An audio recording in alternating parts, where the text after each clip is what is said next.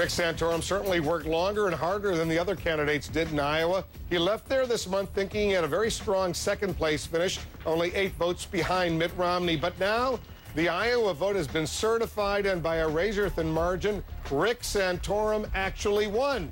And that's a boost he could certainly use going into Saturday's vote here in South Carolina. Senator Santorum, thanks very much for coming in. It's great to be back with you, Wolf. All right, first of all, congratulations. Apparently you won in Iowa. Yeah. You know, have they officially told you you won? Yeah, I got an email at 4:51 this morning saying that of the certified vote, we won by 34 votes. If they include these other very, very small precincts that have not been officially certified, but were phoned in on election night, actually won by more than 34 votes. So either way you can tally it, we were successful, and we feel very good about that. We've, we have a strong plan to continue that momentum and take it here to South Carolina now and off to Florida. And as we saw from today with the race narrowing, eventually it's going to get down to a conservative versus a moderate. And we've now won one of the 2 primaries. We hope to do well here in South Carolina. We're running right now, according to the polls, in 2nd in Florida.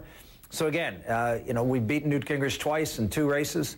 So we feel like we're in pretty good shape coming out of South Carolina to go to Florida and beyond. You must feel bad, though, that they took 2 weeks to make this official. If you had won originally in Iowa, it may have given you some momentum going into New Hampshire. Well, with an 8 vote, look, I don't blame Iowa. I mean, they had to go through the process that actually, if you think about it, it moved from 8 votes to 34. Usually in an election, that kind of change is insignificant. So I don't. The state of Iowa did, the Republican Party of Iowa did a good job. Very happy that they got 99.9% of the polling places in, and we feel very, very good that we not only won, but we pulled off a huge upset. Now, I'm sure you're happy that Rick Perry has dropped out of the race, because presumably he could have taken votes away from you, but you're probably not happy he's gone and endorsed Newt Gingrich. Yeah, look, I've really grown to be fond of Rick Perry. I think he's a good man. I really like his wife, Anita. Not that he isn't a good guy, but his wife, Anita, and his son, Griff, we've had a chance to know. And the families, really, I think, bonded in some respects. So, I know it's a tough decision. I know it's a tough day for him, and I just wish him the very, very best. And he came out and he did the best he could, and he had little bobbles at the beginning, never was able to sort of regain that. As far as who he's endorsed, it's his opinion. I feel very strongly that we're the strong conservative in this race. We're the one that's been out there talking about a real solid conservative vision, and we are the one that can contrast with President Obama on really the key issues of the day. And Newt and Mitt, the other 2 left in this race that have a chance of winning this nomination, are bad matchups. You talk about matchups. It's a bad matchup in the fall. Bad matchup because well, if you look at, for example, the 3 issues that the Tea Party started around, one was Obamacare, the other was the Wall Street bailouts, and the third was cap and trade and global warming. On all 3 of those issues, Romney and Gingrich are horribly compromised. You have Romney Care and Newt supporting the individual mandate at the federal level, which is what Obamacare is based upon. You have both of them supporting the Wall Street big bank bailout, which I did not. And then you have Newt sitting on the couch with Nancy Pelosi on global warming, and Mitt Romney supporting a form of cap and trade. I mean, here, if we need the Tea Party to get excited about our candidate, the very existence of the Tea Party was motivated by 3 issues that our candidates are on the same side as Barack Obama. That is a very bad place to start a general election. Because you have one ad that says Mitt Romney is, quote, just like Obama. You obviously have approved that ad. Well, yeah, I mean, I absolutely approved that ad. Over the top, though, that he's just like Obama? He put a plan together in Massachusetts that was the basis for Obamacare. It has blown health care costs through the roof. It's now, Massachusetts is now the most expensive state in the country for health care. It's added $8 billion to the cost of health care in Massachusetts, which all had to be paid for because they balanced budget amendment in their constitution like every other state does. Guess what? They've had to increase taxes by $8 billion. So when he said, oh, I didn't increase taxes, yes, you did, because you dramatically expanded spending when taxes went up, in addition to the taxes he raised while he was there. So if you look at Romney Care and compare it to Obamacare, it is the same model, one on a state level, one on a federal level. So can Mitt Romney beat President Obama in November? I'm hopeful that any Republican can beat Barack Obama. But there's 2 issues here. Who has the best chance? Because The idea that the political situation is going to stay as it is today, we don't know. I mean, the economy can get better, the economy can get worse. National security issues may come up, and I've got the best record on national security and the most experience. There's a lot of things that can change. What we need is to put the strongest candidate out there that makes Obama the issue in the race, not the problems that your nominee has on a variety of different, very important, high-profile issues that you know, lessen the wedge between the two candidates. So John Huntsman drops out this week, endorses Mitt Romney. Rick Perry drops out this week, endorses Newt Gingrich. Newt Gingrich says you should drop out so as not to divide up that conservative vote against Mitt Romney. Well, that's just pure and simple arrogance. I mean, the guy lost 2 races already. I mean, I won Iowa. He finished in 4th. I finished ahead of him in the state of New Hampshire, where he finished 5th. And as a result of that, I should drop out of the race. But here in South Carolina, he seems to be surging right now. You know what? We'll wait and see what happens on Saturday. But, you know, I've already got a win under our belt.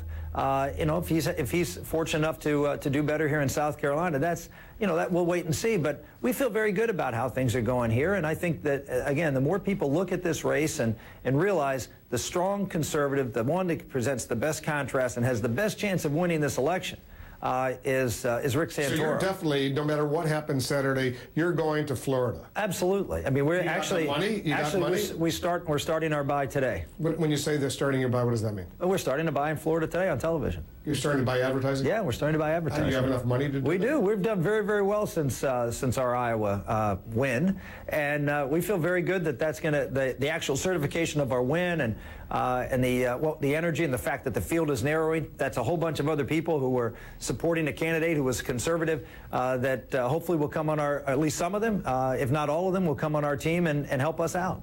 Because our new CNN poll shows you trailing here in South Carolina behind Romney, Gingrich, and even Ron Paul in some of these polls. You've seen a whole bunch of polls come. If you come out last in South Carolina on Saturday, what does that say? You know what?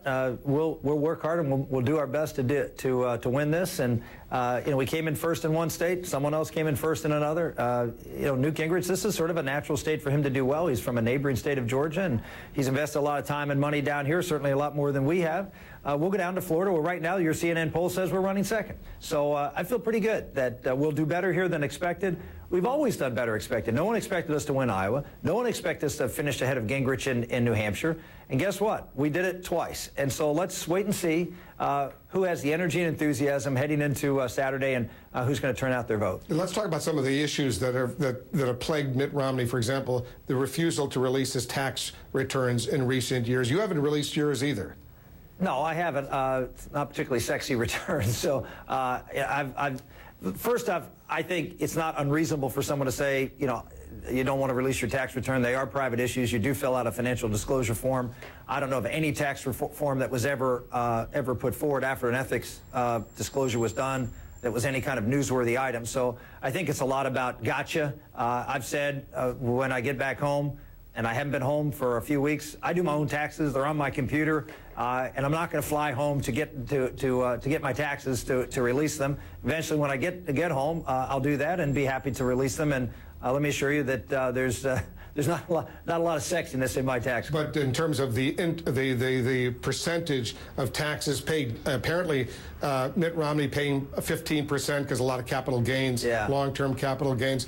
And Newt Gingrich says his is about 31%, his federal income tax rate. What about yours? Yeah, I don't know. I'm sure I know it's more than 15. I don't know if it's 30. I've got a bunch of kids. That does lower your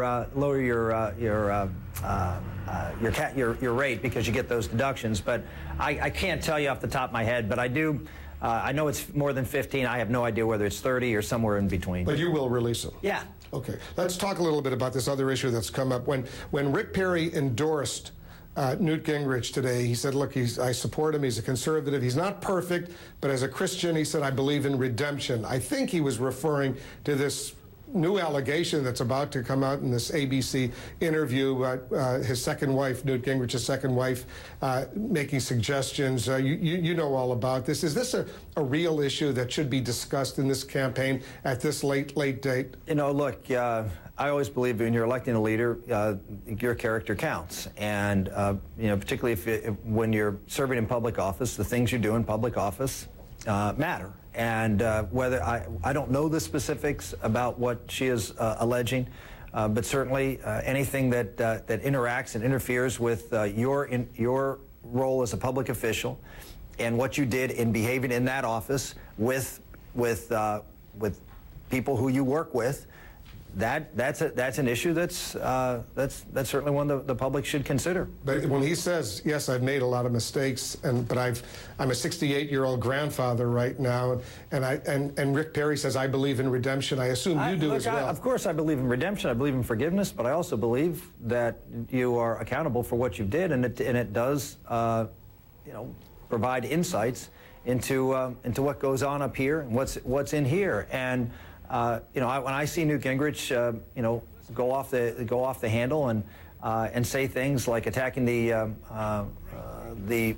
private equity business and attacking capitalism, when I see him propose a brand new entitlement program and fund it the way Obamacare was funded by taking money from here and shifting it over here to create a brand new entitlement program, when I see his out there saying to me after having lost 2 elections to me that I should resign, I think that just shows that, we don't need a nominee that every day you have to worry about picking up the paper and seeing what he's going to say. And that's the concern with Newt Gingrich, that he simply is not the kind of reliable, consistent, stable, not just conservative, but candidate. One final thought on Ron Paul. Where does he fit into this whole Republican primary Well, Ron picture? Paul's already admitted he's not going to win the presidency. He's already said, I don't think I'm going to win. He's trying to change the Republican Party. He's on a mission to try to move the Republican Party toward a more libertarian bent, and that's his right to do that. But it's not a serious run for the presidency. It's a run to try to change the party, and people run for different reasons. And I think Ron Paul is going to be in this race probably to the very end because he has folks who want to realign the Republican Party in a very different way than the party of Ronald Reagan. He has every right to do that, but I don't see him as someone who is really seriously competing for the nomination. You've got a fashion statement. You're wearing it right now. How's that feel to be a sort of a fashion guru? I'm not too sure this is necessarily, avant-garde kind of stuff here. Again, I go back to, if you want someone who's going to make Barack Obama the issue in this race, you want the stable, solid, consistent conservative who has a proven track record of being able to attract Democratic votes to win key states. That's what I've been able to do in my political career. I'm not the flashiest guy. I'm not the guy that's going to be getting the big applause lines. I'm the guy that's going to go out there and make him the issue, not me the issue. And that's what we want in this election. Good luck. Thank you very much, Wolf. Thank you. Appreciate it. Rick Perry drops out and endorses Newt Gingrich in the Republican race for the White House. So what impact will it have on the bitter battle here in South Carolina, Florida, and potentially beyond? Donna Brazil and Ari Fleischer, they are here with me, standing by for our strategy session.